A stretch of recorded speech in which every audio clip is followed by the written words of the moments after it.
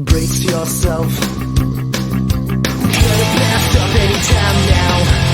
Collect yourself. Things will never be the same in this sad, sad world.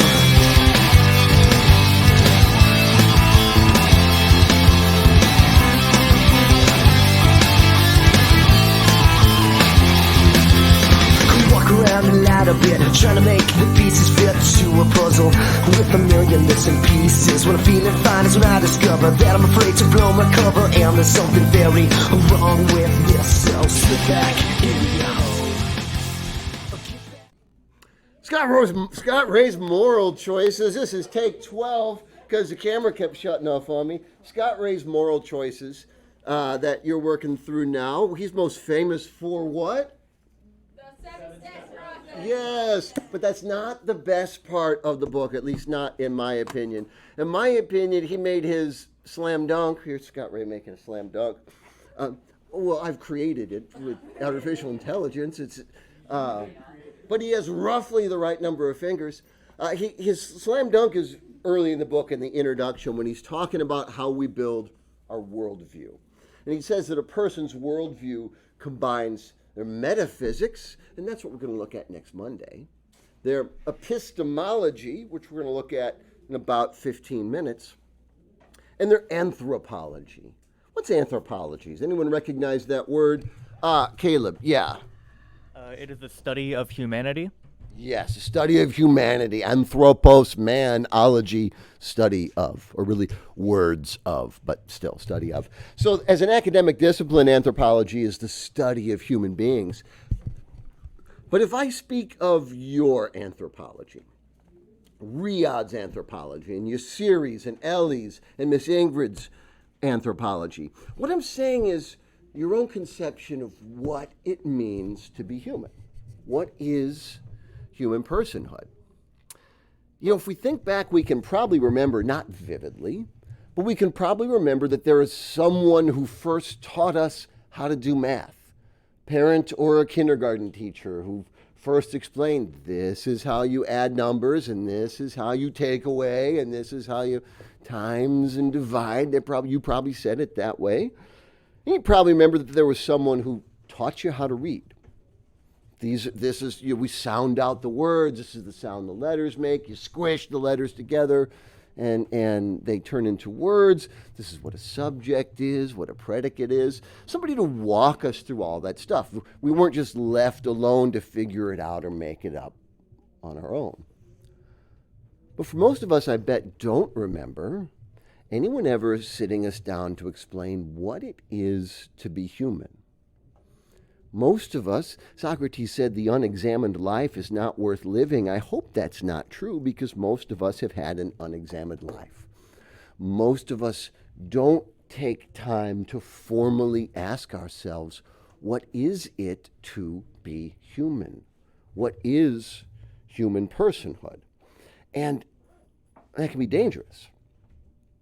Our failure to do that, and this is a major wound, a gaping wound in our education system and the way we teach, that we engage in academic formation and career vocational formation, but rarely do we engage in human formation, in an intentional effort to form one another into a vision of what humanity should be.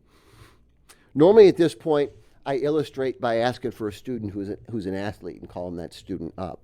But last semester I did, and it just so happened that I had a guy who was an athlete with a broken arm at the time, and it so beautifully illustrated the point that I wanted to make that I hope you'll indulge me, I'm gonna play that clip for you. Who are my athletes? Steve played football, right? Bernard Deswan, what happened to your arm? Football. Football, all right. So Bernard Deswan, come up here.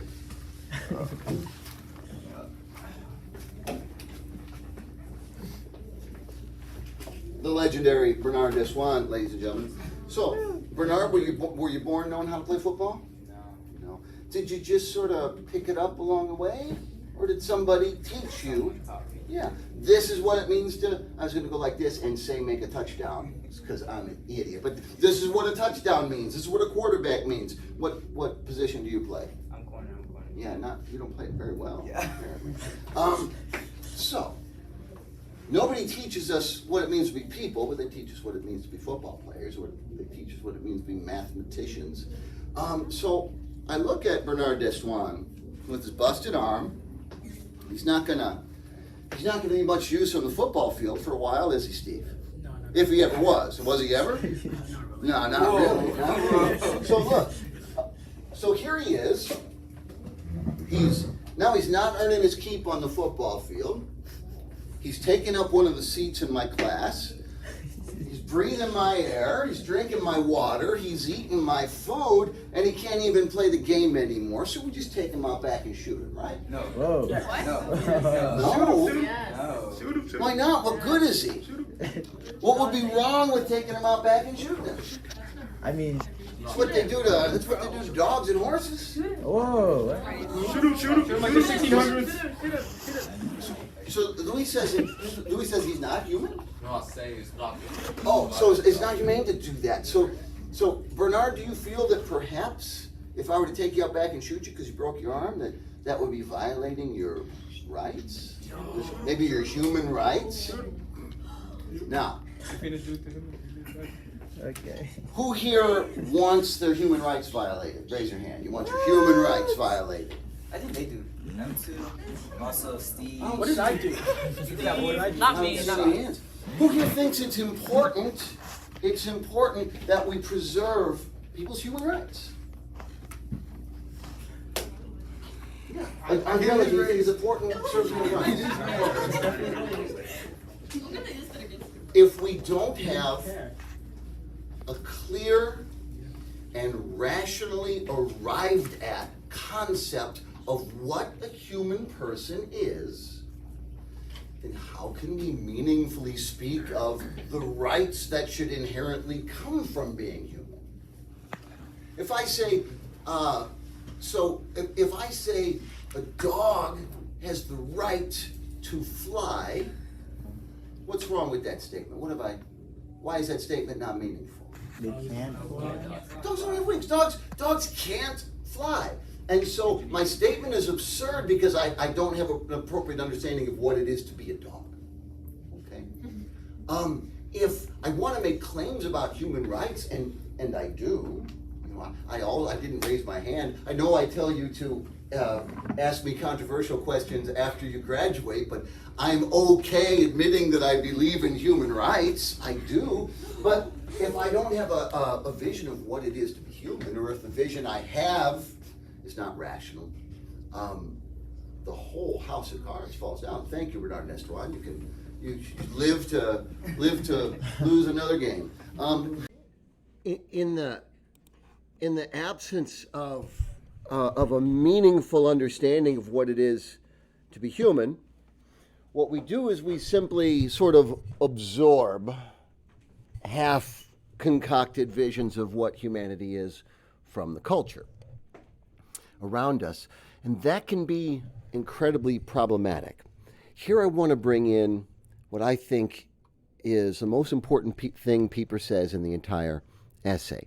This isn't his what statement. It's not his thesis. His thesis is basically the title, that culture depends for its entire existence on leisure. This isn't his what statement. It's his so what statement.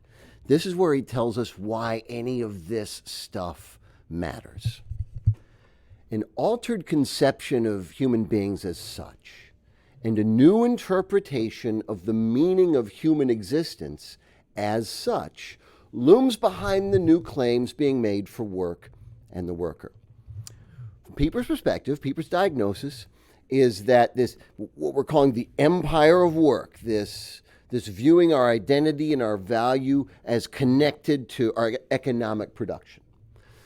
What this empire of work does is it's given us not only a wrong but a perverse and a corrupt concept of human personhood. Well, Pieper's, it's not 2 years yet since Hitler's been dead, and Pieper's German. None of us have a problem, I don't think, saying that the Nazi vision of human personhood was perverse and corrupt. And if anybody does disagree with that, I don't think they'd be willing to stand up and speak up, right, Amaya? I don't think they'd have the guts to speak up. We don't have any problem pointing fingers at the Nazis and saying they're perverse and corrupt. But here's the critical danger. It's precisely here in this empire of work, in valuing people based on their economic output, that Nazism has something in common with communism and with our own system of capitalism. All three systems participate in this economics of work. That the fact that we act as though Kim Kardashian is of higher value than Mr. Roberts, that means we share a pivotal thing. We share an anthropology with not only the communists but the Nazis. It's a heavy indictment if his diagnosis is correct, and I must say that I firmly believe his diagnosis is correct. Let me be clear. Does that mean I'm saying that our system is as bad as the Nazis? Of course not. There's a vast difference between perhaps wrongly valuing human persons and therefore systematically massacring 6 million of them. There's a vast difference, but it's a difference of degree, not a difference of kind or essence.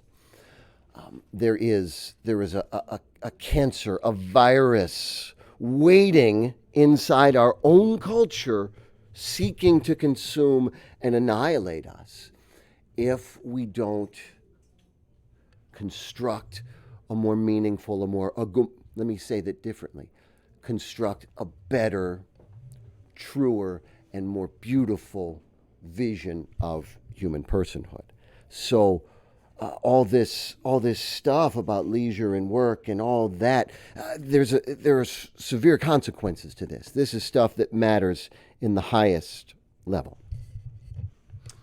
What we're going to do for the rest of our time today, you've noticed I'm not giving you sort of a sentence-by-sentence, paragraph-by-paragraph summary of Josef Pieper. You don't need that from me. You read Josef Pieper, and I've also provided you the links to those podcasts which do more of a walk-through paragraph by paragraph, and that's what the open Q&A sessions at the beginning of class and what the study sessions after school are for. What we're doing is more processing and contextualizing. What I want to do with you today is point out 3 areas where Pieper takes special issue with the empire of work. 3 sort of diagnoses of what the empire of work gets wrong, and then we'll be done for today. The first is, according to Pieper, the empire of work equates the active with the genuinely human. That to be human meaningfully in our understanding means I've always got to be busy. I've always got to be doing something. I've got to jump from activity to activity to activity. And I need to be stimulated from the outside at all times. My eyes have to be on something. I have to hear something. I have to look at something. Nonstop flashing something. It's never enough to just be. So the last semester, second period last semester, those were my guinea pigs for every lecture. It was the first time I taught the course, and they got the first version of everything. And with them, I did try to do these lectures more as a paragraph by paragraph walkthrough of Pieper, and you know, by the end of that's not what I wanted. By the end of the thing, this is what they look like. That's not them, but it's what they look like. What emotion are these students experiencing right here? What were they experiencing? Boredom. You know, boredom is a uniquely modern experience. Look at the great literature of the ancient world in the Middle Ages, and I defy you to find anywhere in the Iliad, in the Bible, in Shakespeare, where somebody's whining about how bored they are. Only us moderns who've become addicted to movement, addicted to doing, addicted to activity, addicted to stimulation, that find our own company, our own selves so intolerable.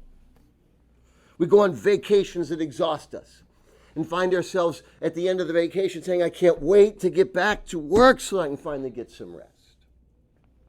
We get up in the middle of the night and we look at nonsense videos on our phones and we get 30 seconds into them, we scroll to the next one, ensuring that we get nothing out of the sleep that we've sacrificed.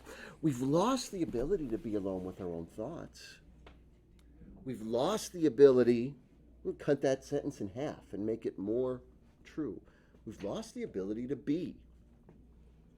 We're no longer human beings, we're human doings, and most of what we're doing is not worth doing. This empire of work has invaded, it has conquered, and it needs to be rebelled against. It needs to be overthrown. Part of how Pieper diagnoses this connects with epistemology. Remember at the beginning we said Ray says our worldview is metaphysics, which we shelved till Monday, anthropology, epistemology. Epistemology is a study of knowledge, what it means to know. From Pieper says that this empire of work is based on a very specific interpretation of the human knowing process. And when he says this, he moves on to one of the more difficult parts of the text. So I want to illustrate what he's talking about this way. Imagine you're looking at a flower. Right? You go outside, you're gazing at a flower. You're not picking it. You're not touching it. You're not looking it up on Wikipedia. You're not taking pictures of it and posting them to Instagram. You're just looking and appreciating the beauty of the flower. You are in this moment totally passive, totally receptive. Everything that exists, in a sense, is sort of trying to communicate itself to every other thing that exists. And in this moment, the flower is communicating itself to you, and all you are doing is receiving from the flower. Now, you've got billions of neurons firing in your brain, or dozens for Amaya, and your eyes are doing things. But let's say you, in this context, we're going to define you as your conscious mind. Your conscious self is not active here, totally passive. And yet, you're receiving real knowledge. You know this flower directly through this passive, open, leisurely encounter. Contrast that to how a botanist might want to know the flower. A botanist is a scientist that studies plants. Got that, Maya? Scientist that studies plants. Okay. So the scientist might pluck the flower. Somebody winced when I said that last period, like she was just automatically picturing a cartoon flower that felt when it was being plucked. So plucks the flower, takes it back to the lab, and plucks the, and I invite you to picture the same, plucks the petals off the flower. Ow, damn it, ow, damn it, ow, damn it. Puts the petals on a slide, maybe rips the petal in half, maybe dissolves the petal in some sort of, here's a very sciencey word, solvent. Dissolves the petal in some kind, somebody get that and tell them I'm at work. No, tell them I'm at leisure. I'm not an intellectual work. It's not good. Dissolves the petal in some sort of solvent. Maybe breaks it down even to the atomic level. Maybe splits the atom, thus, annihilating all humanity. Well, what was I saying? I lost my point. Lost my train of thought. Okay, so that is a real knowledge. Okay, that's a knowledge we're glad people have. Pieper's not against scientific knowledge, right? That the active imposing myself on reality, squeezing reality and wringing out of it whatever secrets it has to hide, that's important and it's got a place. But from Pieper's perspective, it is this knowledge, the passive knowledge, the receptive knowledge, that is the higher form of knowledge. And here, Pieper breaks sharply with Immanuel Kant. Immanuel Kant, we remember him as the deontological ethics guru. You do your duty, I don't care what, I don't care who says what, you do your duty. Kant would have us think that the active knowledge, the knowledge where I am doing something, imposing myself on reality, is the only way of knowing. Kant would deny that there's any such thing as a passive, leisurely form of knowledge, and he's going to apply that same concept to ethics here in just a moment. Whereas Pieper says Kant is breaking radically from the ancients and the medievals in saying this. Now, ancient and medieval philosophy had quite the opposite view, says Pieper, without, of course, justifying any charge that philosophy was something easy. Not only the Greeks in general, but even the great medieval thinkers as well, all held that there was an element of purely receptive looking, not only in sense perception, but also in intellectual knowing. As Heraclitus said, listening into the being of things. And probably Pieper's most difficult portion of the essay is when he outlines what he considers to be the two different kinds of knowing. He calls them ratio and intellectus. Ratio, that's discursive knowledge. That's the knowledge of the scientist. That's the active knowledge. I must explore and I must extract. I must leave my footprint in this world to have ever understood it. Intellectus is the passive, receptive kind of knowledge. Pieper calls ratio natural and human, and he calls intellectus supernatural or superhuman. And those are always slippery terms. And when we hear supernatural, superhuman, our mind might first jump to magic and miracle. And indeed, from Pieper's perspective, there is a spiritual reality beyond this one, but one doesn't have to leap that far in order to take something from this. Because, according to Pieper, even though the intellectus is supernatural, we all still have it. How can it be supernatural?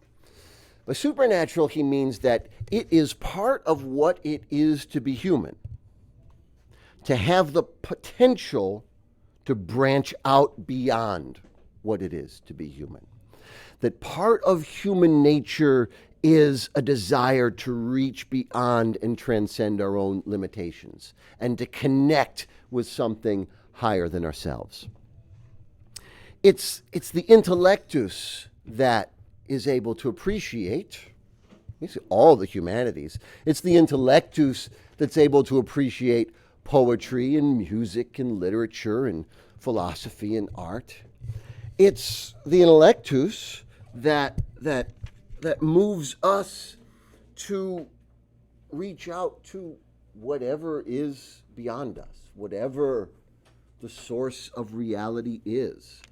That source turns out to be God or gods in a traditional sense, like Pieper expects. And the intellectus is the part of us that allows any possibility of us to connect with that reality.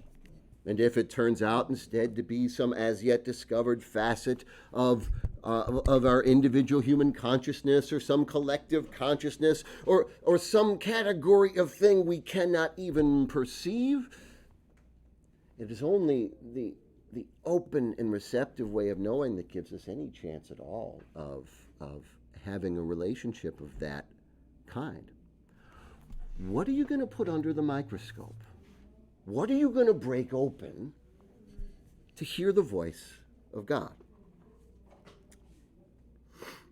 We need ratio also. It's great that there are people who are good at algebra. Does anybody love algebra in this room? You see, he kind of loves algebra. If you love algebra might be speaking to your intellectus. Most of our intellecti are unmoved by the beauties of algebra and have to ratio at algebra pretty damn hard. But aren't you glad that there's somebody that loves algebra?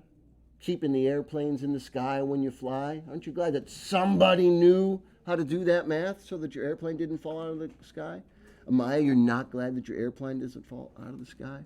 And by the way, while you're on that airplane that's not falling out of the sky, perhaps you've experienced this, whether it was your first flight or your 1000th flight. You glance out the window and you're looking down at a cloud, and just for a moment it hits you, I'm looking down at a cloud. And you're not analyzing it. You're not taking a picture of it. You're just sitting in that moment, awed. Sit in that moment, you've just had an experience of being. And perhaps that awe even gives rise to a little bit of gratitude. That's what Pieper calls intellectus. Second criticism of the empire of work. So it makes an idol of difficulty.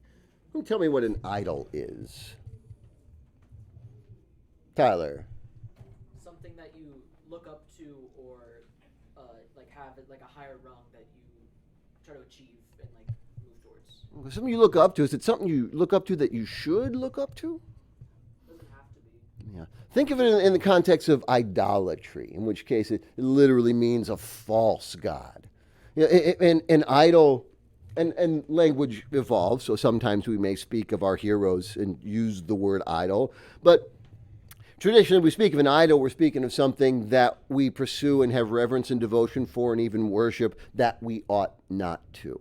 And the empire of work, the common empire of the Nazis and the communists and the capitalists, the empire of work has made difficulty itself an idol. And here, once again, we largely have Immanuel Kant to thank.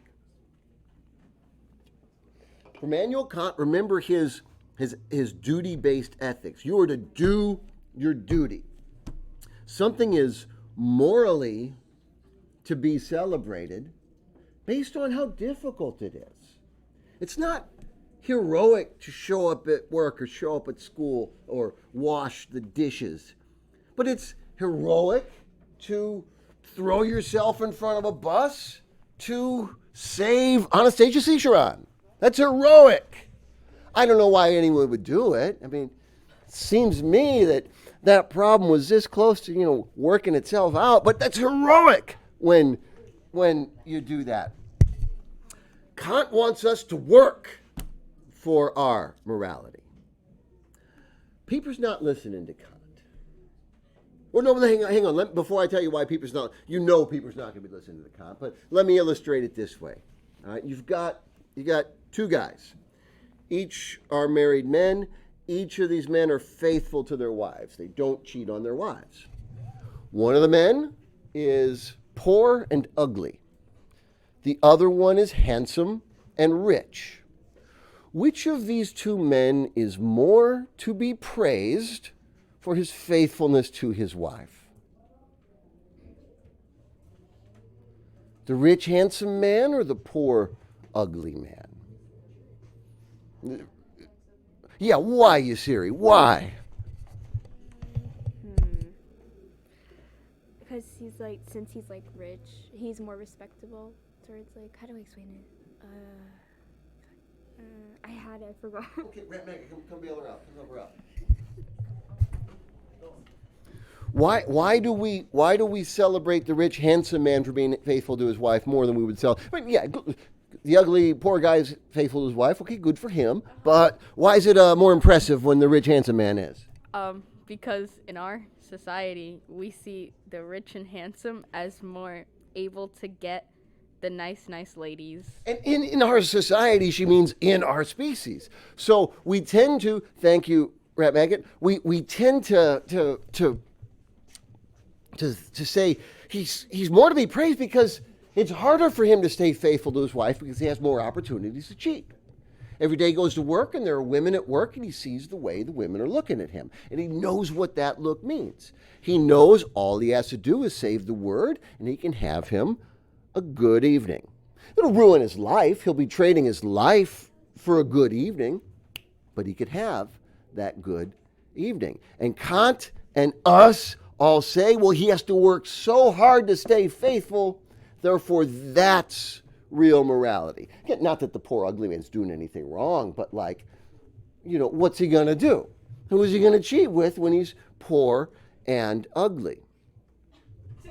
Pieper listens not to Kant, but to Thomas Aquinas. And Thomas Aquinas says the essence of virtue consists more in the good than in the difficult. Here's how we'll illustrate this. Aquinas is also coming from within the Christian tradition, and one of the tenets of Christian morality is love of enemies. That comes from the Gospels, and it's often thought to be the most difficult tenet of Christian morality. Is it easy to love your enemies? Amaya, do you find it easy to love your enemies? No. But here's what Aquinas says about the love of enemies. It's not the difficulty involved that makes this kind of love so worthy. Even though the greatness of the love is shown by its power to overcome the difficulty. But if the love were so great as to completely remove all difficulty, that would be still a greater love. So let's go back to our handsome rich husband. In his life together with his wife, as they grow in love together, as he loves her more and more, he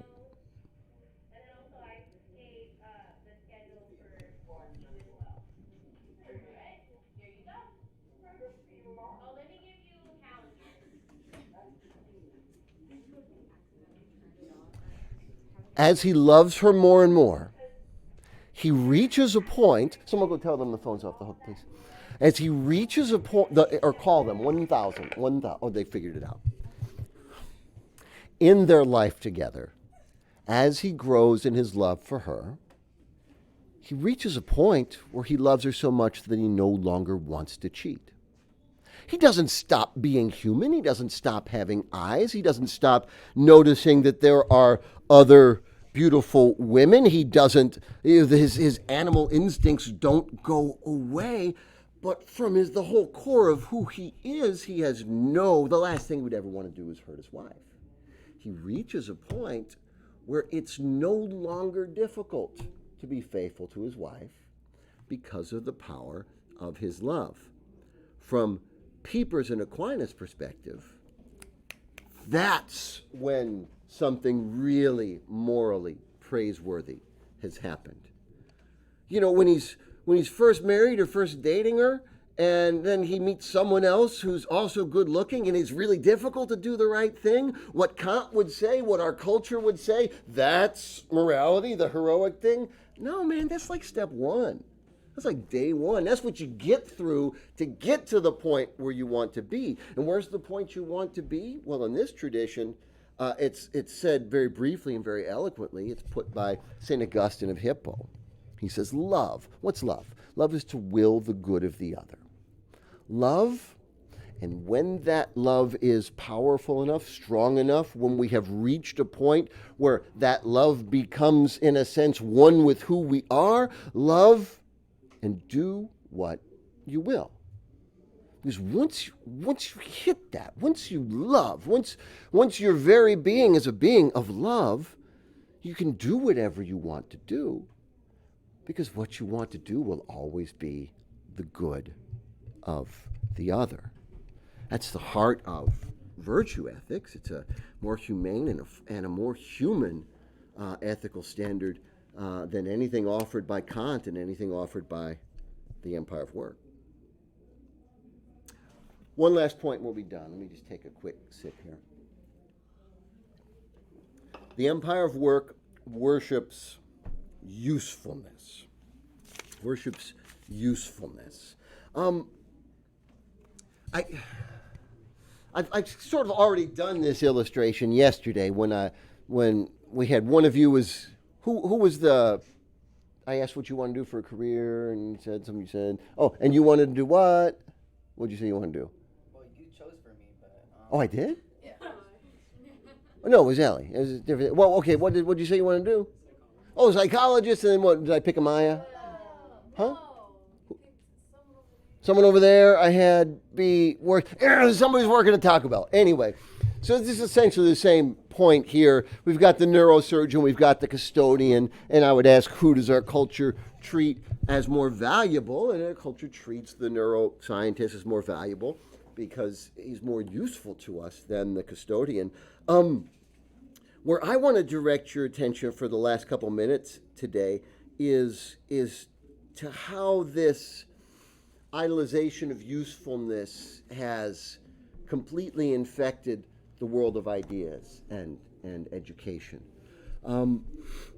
We talk so much of test scores and data and all these quantifiable metrics that students have to meet. We shove these 10 trillion tests down your throat and up the other way, and then we judge your success as a learner and our success as an educator, both of which are relationships, not tasks. And we judge their success by the numbers you get on the test, by how many students reach a certain level, by the usefulness.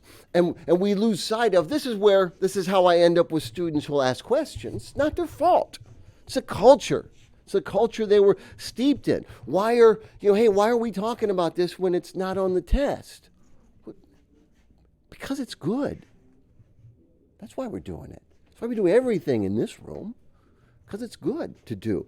What we've done as a culture is we've completely inverted the relationship between instrumental goods and intrinsic goods.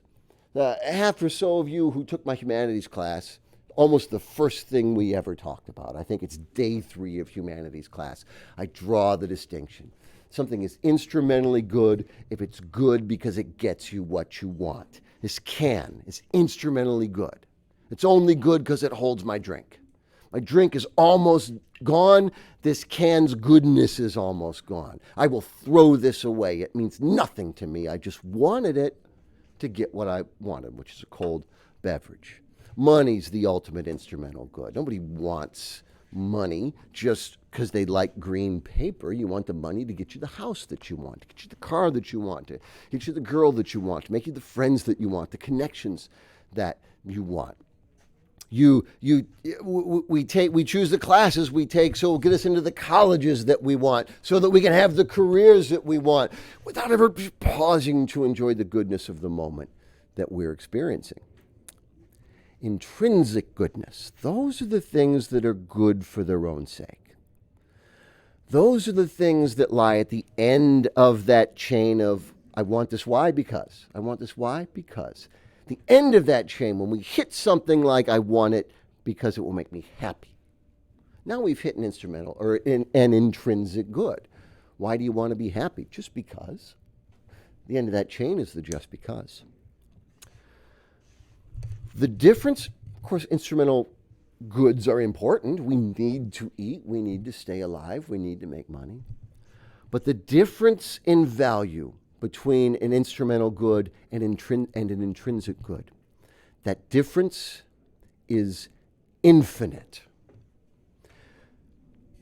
Because no matter what it is we're looking for that's instrumentally good, the grade, the date, the food, the college acceptance letter, the career, the salary, the house, whatever it is we want because we want something else, because we want something else.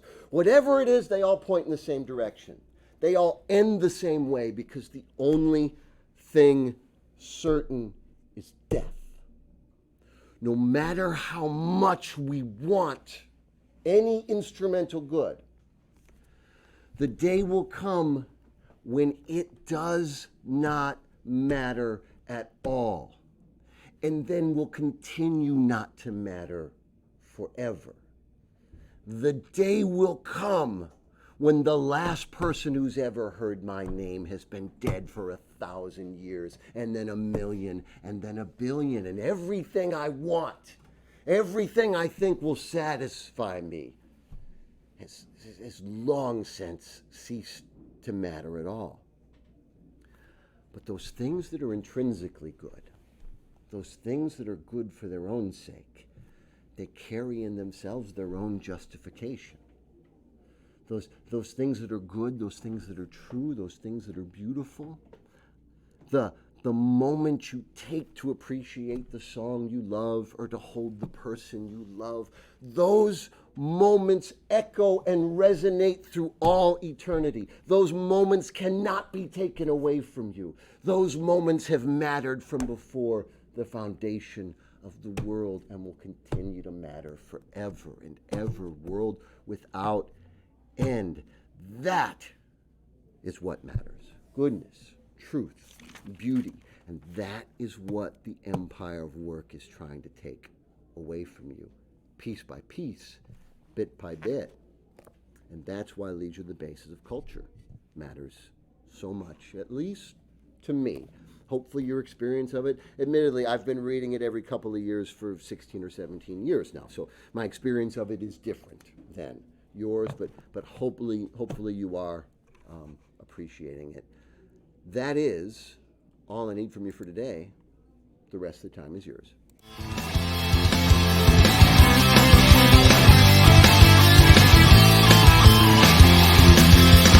Walk around a lot a bit, trying to make the pieces fit to a puzzle with a million missing pieces. When I'm feeling fine is when I discover that I'm afraid to blow my cover, and there's something very wrong with this. So slip back in your hole, or get back in your cave. If I'm going down, I'm taking someone with me.